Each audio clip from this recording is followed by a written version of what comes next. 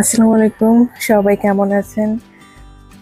First time আজকে আমি আমার ভয়েস দিয়ে ভিডিও এডিট করছি। তো সকালবেলা ঘুম থেকে উঠে ফ্রেশ হয়ে আমি কি করছি, এই যে আমি সকালবেলা আমি এই পানিটা খাই। তো ঘুম থেকে উঠে আমি আমার ফিটনেসের জন্য আমি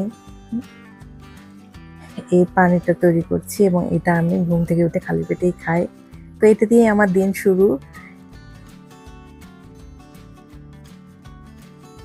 আর এদিকে সামনে যেহেতু ঈদ আসছে, তো ঈদ যখন আসছে তো অনেক মশলাপাতি লাগে। আর আমরা গ্রামে ঈদ করতে যাব, ওখানে এরকম মশলা গুঁড়া করার এত সুযোগ সুবিধা নাই, লোকজনও পাওয়া যায় না। তো আমি এই জন্য বাসা থেকে কিছু মশলা রেডি করে নিয়ে যাচ্ছি। তো আমি বাজার থেকে সব কিনে নিয়ে এসে বাসায় মশলাগুলো রেডি করছি।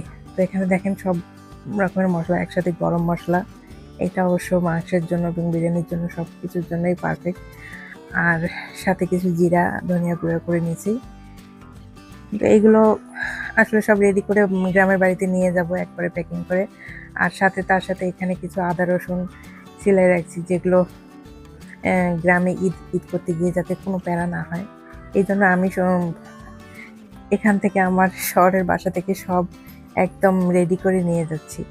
আর গতকাল আমি ঈদের জন্য কিছু কেনাকাটা করছি। এগুলো ঈদের বাজার, ঈদের মধ্যে সবগুলোই লাগবে, এই জন্য আর কি সব বাজারগুলো নিয়ে আসছি। এবং এগুলো কাল থেকে আর প্যাকেটিং করা হয়নি, তাই আজকে একটু দেখে শুনে সবগুলো আবার প্যাকেটিং করে ফেলবো।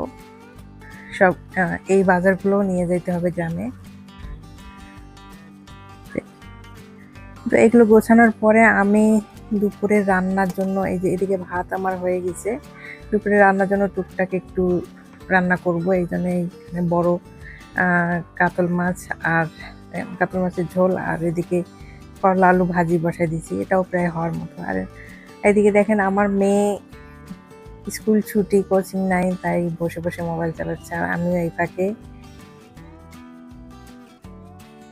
শুট নিচ্ছি আর কি। যাই হোক, আমার রান্না শেষ। এখন আমি আসলে দুপুরে রান্না শেষ করে ফ্রেশ হয়েছি, ফ্রেশ হয়ে খেতে বসছি। অবশ্য সাথে আমার মেয়েকেও খাওয়াই দিচ্ছি, যেটা শ্যুট করা হয়নি।